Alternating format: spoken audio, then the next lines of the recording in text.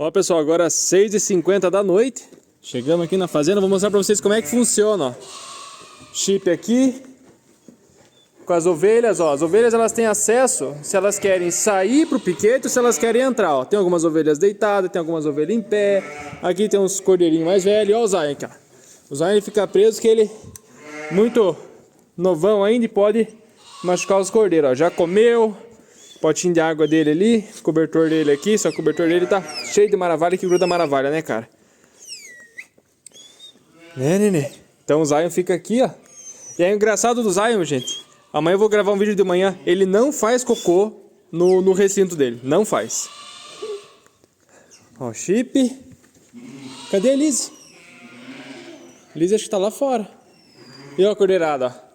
Escamoteador ligado, a cordeirada tranquila. Coisa boa. E vamos experimentando a comida aí, ó. É, nenê.